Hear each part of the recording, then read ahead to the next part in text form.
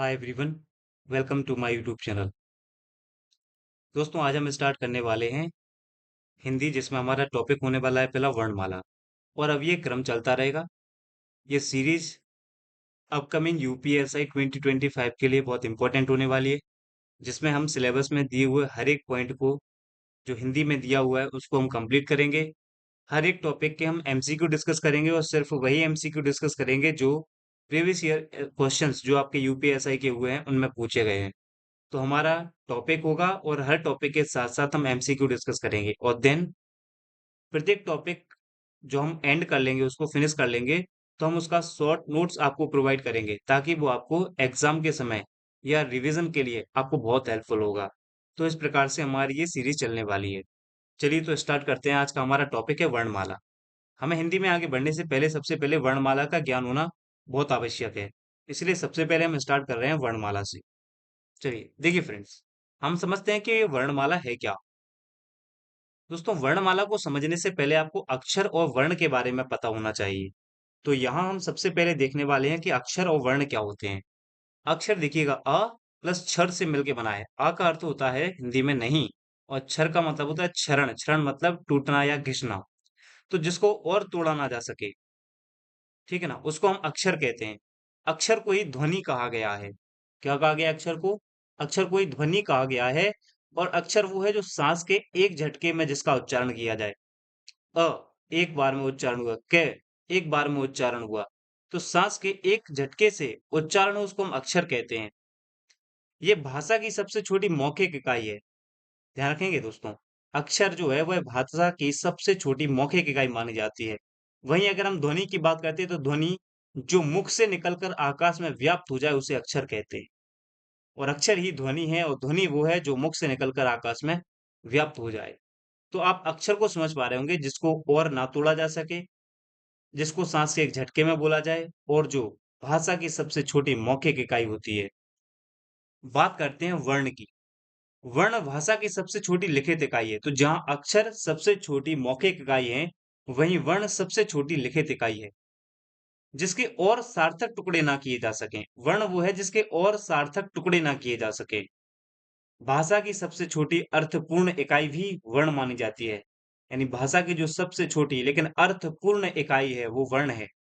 और मुख से निकली जो ध्वनि होती है, यानी अक्षर को लिखित रूप देना ही वर्ण कहलाता है।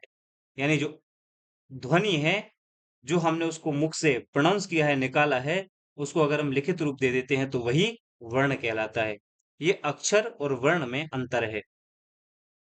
अब देखिए फ्रेंड्स, वर्ण से बने हमारे टोटल 52 वर्ण हैं। हिंदी में 52 वर्ण है। और वर्ण से वर्णमाला कैसे बनी, इसको समझते हैं। ये मैंने एक फ्लावर बनाया है, यहाँ पे फूल बनाया है। तो अगर हम फूल को एक वर्ण मान लें, तो फूल माला हमारे लिए वर्णमाला होगी, जिसमें देखिए फूल को हमने एक निश्चित सीक्वेंस में लगाया है। पिंक है, फिर रेड है, फिर येलो, फिर पिंक, फिर रेड, फिर येलो, फिर पिंक, फिर रेड, फिर येलो।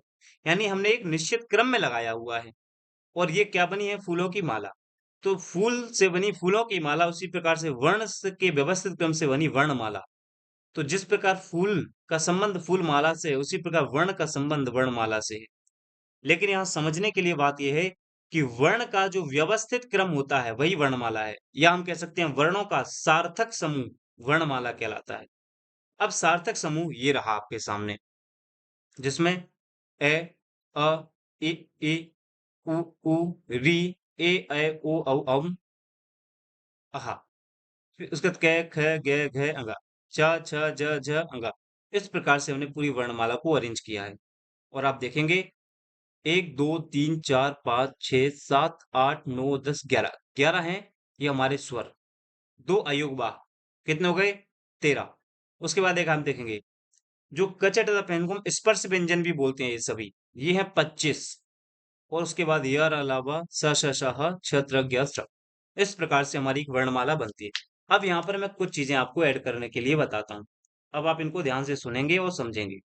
देखिए फ्रेंड्स, अगर आप इनकी टोटल संख्या देखने वाले हो, तो ये हैं टोटल, जो यहां से हमने स्टार्ट किया है, इनकी टोटल संख्या कितनी है? इनकी संख्या है 11। वो ये 11 हमारे क्या हैं? ये हैं 11 हमारे स्वर। इनको हम क्या कहते हैं? इनको हम स्वर कहते हैं। तो स्वरों की संख्या कितनी हो गई है? तो यहाँ पे आप देखेंगे स्वरों की संख्या हो गई है 11। क्लियर है? अब आप देखेंगे यहाँ पर ये जो अम और अहा है, ये हैं हमारे अयोगवाह। इनको क्या बोलते हैं हम? इनको बोलते हैं अयोगवाह। और इन अयोगवाह की संख्या कितनी है? हम बताएंगे, इनकी संख्या है 2। तो 2 हुए हैं हमारे अयोगवाह। उसके बाद आप देखेंगे यहां से लेके इनको हम कचटतप के रूप में समझते हैं। ये हैं, ये हमारे कहलाते हैं स्पर्श व्यंजन। क्या कहलाते हैं ये? स्पर्श व्यंजन। क्या होते हैं ये सब हम आगे पढ़ेंगे, अभी मैं केवल आपको एक क्लासिफिकेशन बता रहा हूँ। स्पर्श व्यंजनों की संख्या कितनी है? 25। आप देखेंगे एक वर्ग में कुल 5 हैं, 1 2 3 4 5। और इस प्रकार से कुल कितने वर्ग हैं? 1 2 3 4 5। तो 5 इंटू 5 कितना हुआ? 25। तो 25 वर्ण हमारे ये रहे। उसके बाद आप देखेंगे जो हमारे य र ल व हैं, इन चार वर्णों को इन चार वर्णों को हम जिस नाम से जानते हैं वो है अंतस्थ व्यंजन। इनको हम क्या कहते हैं? इन चारों को हम बोलते हैं अंतस्थ व्यंजन। तो ये चार हमारे क्या हुए हैं? अंतस्थ व्यंजन। ठीक है ना? अभी हम देखेंगे व्यंजन क्या होते हैं, स्वर क्या होते हैं। अभी केवल मैं आपको एक क्लासिफिकेशन बता रहा हूँ यहाँ पे। उसके बाद आपको श श श ह, इसके लिए मैं पेन चेंज करूंगा। देखिएगा, ये जो है श श श ह, यानी कि चार, ये क्या है? इनको कहते हैं ऊष्म व्यंजन। इनका नाम है ऊष्म व्यंजन। क्लियर है? और उसके बाद जो हमारे छ त्र ज्ञ श ये दिए हैं, इन चारों को हम बोलते हैं संयुक्त व्यंजन। ये चार हमारे क्या कहलाते हैं? संयुक्त संयुक्त व्यंजन। इस प्रकार से हमारी पूरी वर्णमाला को अरेंज किया गया है। तो आप समझ पा रहे हो वर्ण, अभी बहुत सी ऐसी और चीजें हैं इनमें जो हम आगे देखने वाले हैं। तो इस प्रकार से अब यहां से दो वर्ड और निकल के आते हैं। एक ये वाला ध, और ये वाला ध। इन दोनों को इन दोनों को कहा जाता है उत्क्षिप्त या ताड़न जात या द्विगुण व्यंजन। क्या कहा जाता है इनको? इनको कहा जाता है उत्क्षिप्त, या इन्हीं को बोला जाता है ताड़न जात। ताड़न जात। या एक और वर्ड इनके लिए यूज होता है, वो है द्विगुण द्विगुण व्यंजन। क्लियर है? तो ये हमारे पूरे वर्णमाला में जितने भी आपको वर्ण देखने को मिलेंगे वो सारे आपके सामने रहे। तो 11 स्वर हैं, 2 अयोगवाह हैं, 25 स्पर्श व्यंजन है, 4 अंतस्थ व्यंजन है, 4 ऊष्म व्यंजन है, 4 संयुक्त व्यंजन है और 2 ताड़न जात या द्विगुण व्यंजन है। आई होप आप ये सारे पॉइंट समझ पा रहे होंगे। इस प्रकार से हम कह सकते हैं कि जो हमारे टोटल 52 वर्ण हैं वो आपके सामने रहे। अब हम आगे बढ़ते हैं, थोड़ा इनको समझते हैं। जैसे दोस्तों आप समझो, यहाँ पे जो ह है वो हमारा वर्णमाला का अंतिम वर्ण माना जाता है। देखिएगा यहाँ पे हमारी वर्णमाला समाप्त हो जाती है हा।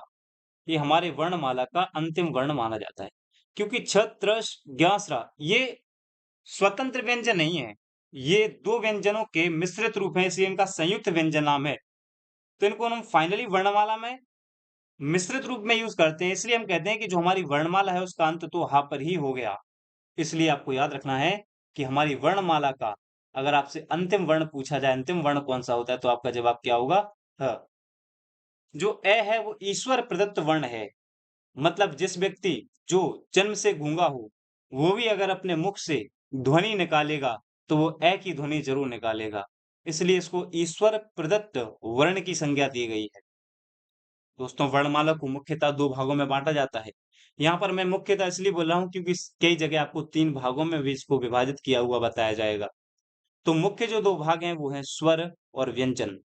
लेकिन इसके अलावा भी हम देखते हैं कि स्वर, व्यंजन और एक होते हैं अयोगवा। यहाँ मैंने छोटी छोटी सी इनकी डेफिनेशन लिखी है। स्वर मतलब जो स्वतंत्र होते हैं अपने आप में, जो बिना किसी सहायता के बोले जाते हैं, उनको हम स्वर कहते हैं। लेकिन व्यंजन व्यंजन वो होते हैं जो स्वरों की सहायता से बोले जाते हैं। और दोस्तों अयोगवाह वो होते हैं जो ना ही स्वर हैं एवं ना ही व्यंजन, अर्थात जो ना ही स्वरों के नियम का पालन करते हैं और ना ही व्यंजन के नियमों का पालन करते हैं। ऐसे वर्ण को हम अयोगवाह कहते हैं। और इन्हीं से बनी है हमारी पूरी वर्णमाला। अब आगे बढ़ने से पहले मैं आपको कुछ चीजें और बताना चाहूंगा दोस्तों। यहाँ आपको समझना होगा शब्द और पद में अंतर, कि शब्द और पद क्या होते हैं। इसको समझना होगा आपको, तब हम आगे बढ़ते हैं अब इसमें। तो दोस्तों देखिए, शब्द क्या है? शब्द दोस्तों वर्णों का एक समूह है। अभी हमने वर्ण पढ़े हैं, वर्ण से बनी वर्णमाला।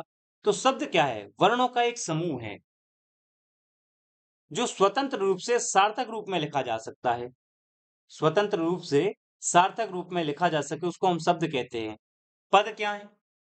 जब शब्दों को वाक्यों के रूप में लिखा जाए, यानी इन्हीं शब्दों को जब हम वाक्य यानी सेंटेंस के रूप में लिखते हैं तो उनको हम पद कहते हैं।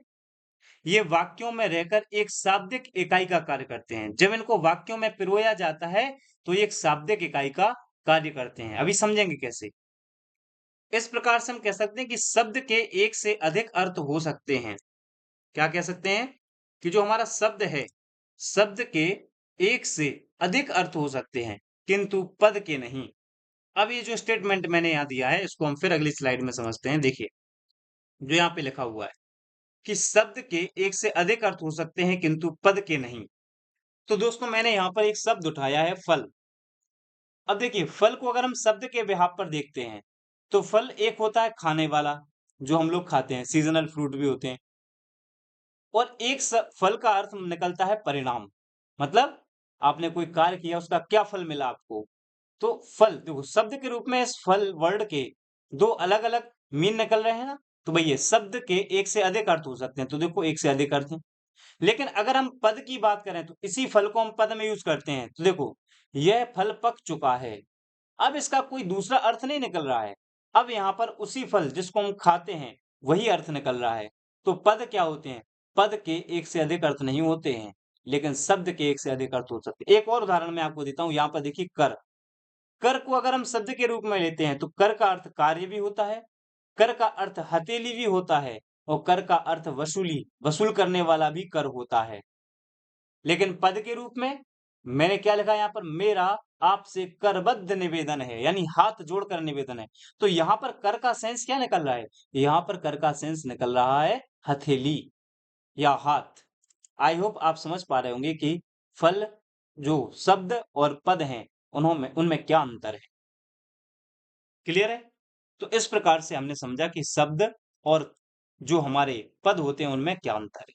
अब दोस्तों यहां से हम स्टार्ट करते हैं। आज पहले हम पढ़ेंगे स्वरों के बारे में और नेक्स्ट क्लास में हम व्यंजन। तो आज का हमारा टारगेट रहेगा कि कोई आज पहली क्लास है, आगे से हम पूरे एक टॉपिक को एक ही लेक्चर में, जैसे मान लीजिए मैंने टॉपिक उठाया स्वर संधि, तो वो लेक्चर पूरा स्वर संधि उसमें एक ही बार में कवर होगा। ऐसा नहीं होगा कि स्वर संधि के मैं 5-6 लेक्चर आऊं लेके आऊं, नहीं।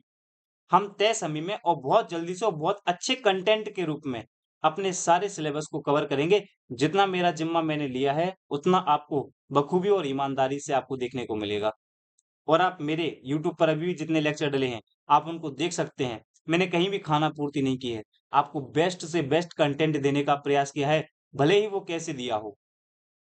तो आप बिल्कुल विश्वास करिए, हम एक लेक्चर स्वर संधि का, एक दीर्घ का, एक गुण का, एक विसर्ग का, एक लेक्चर में हम एक पूरी संधि को कवर करेंगे।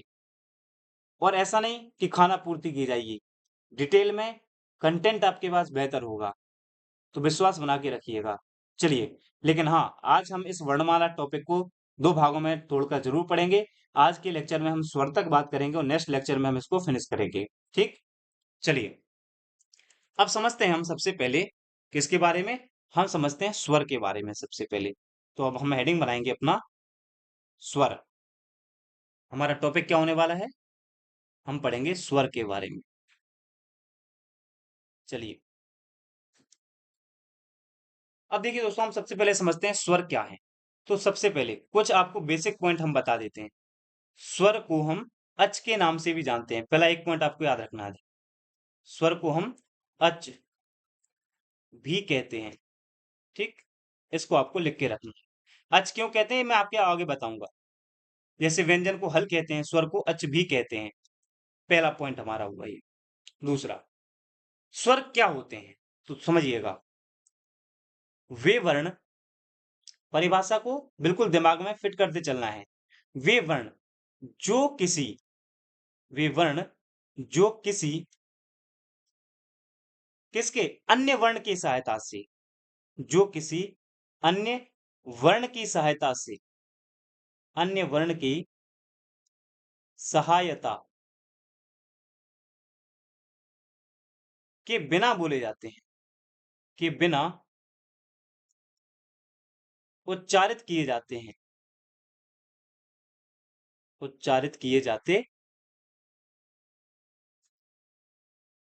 हैं। क्या कहलाते हैं? स्वर कहलाते हैं।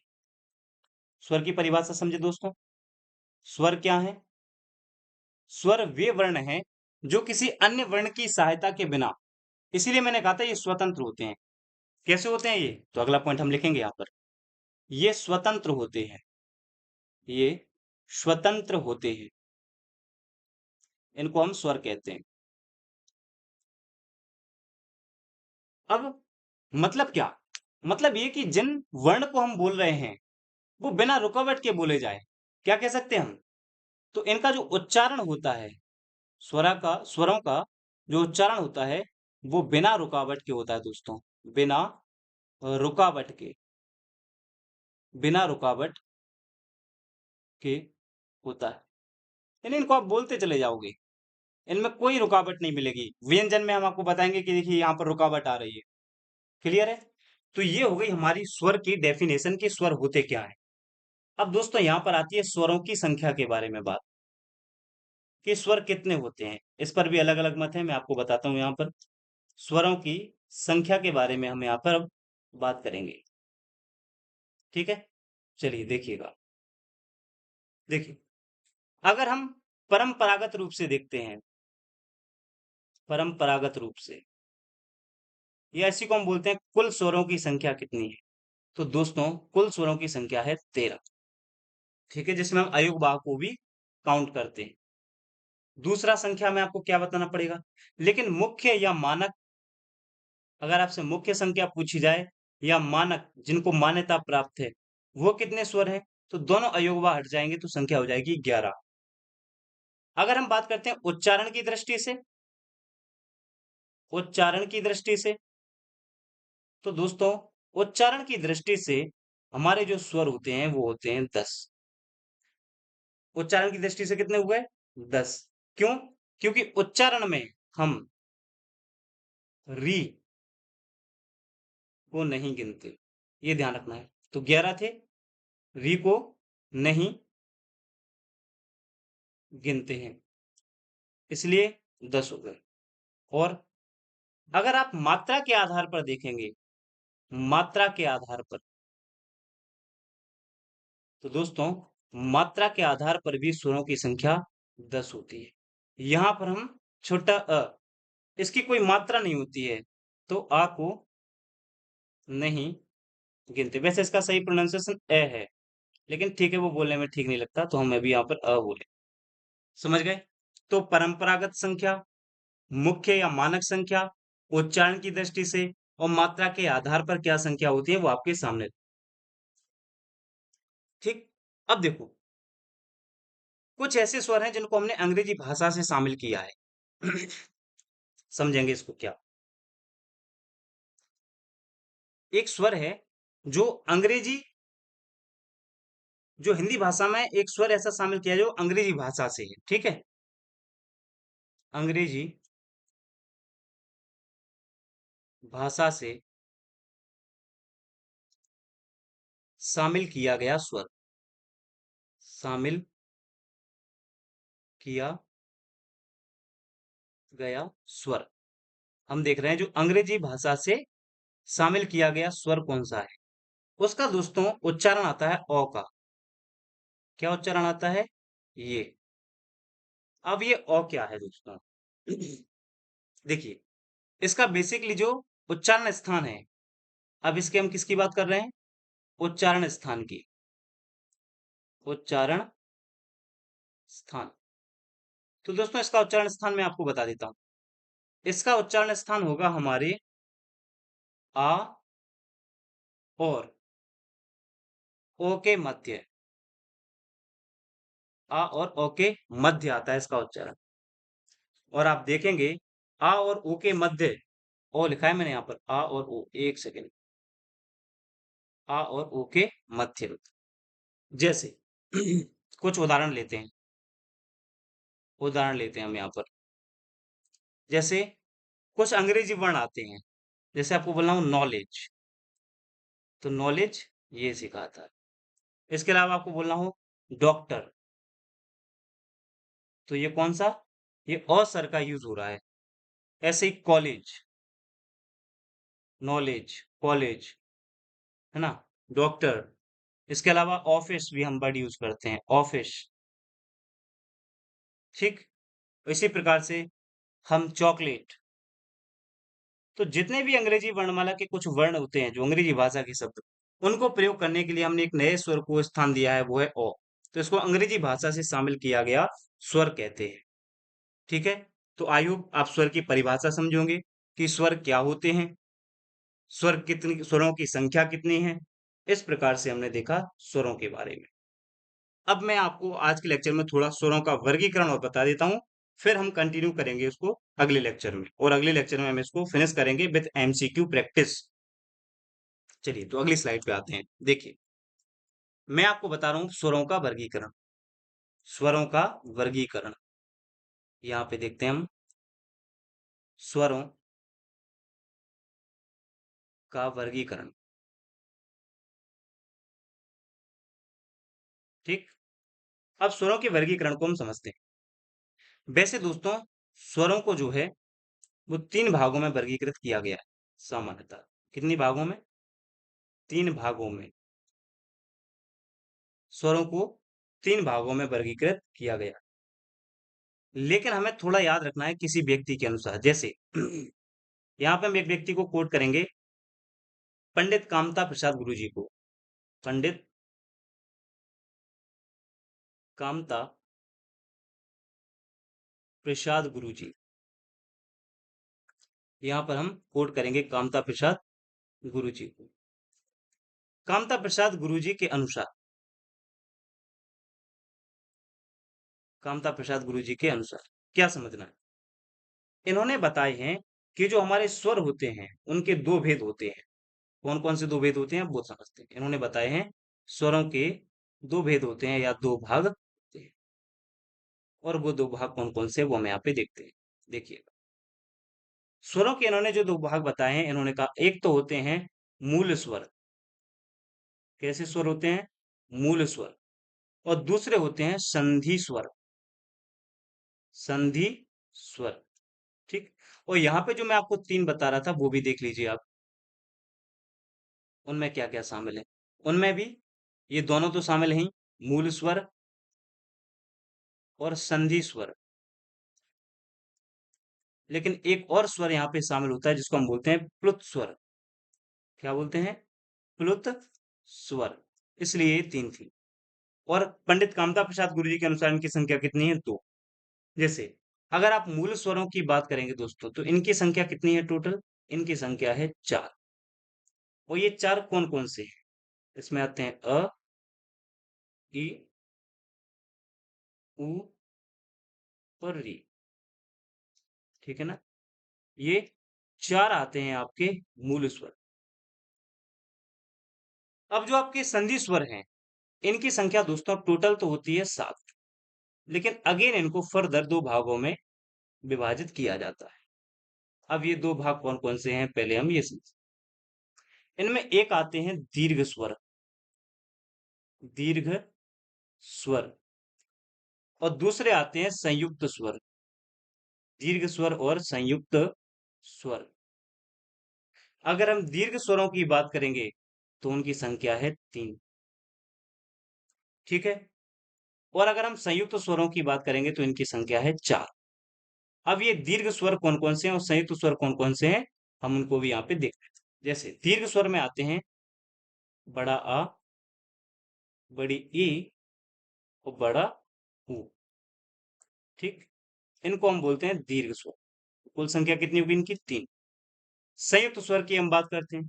संयुक्त स्वर में आती है ए, ऐ,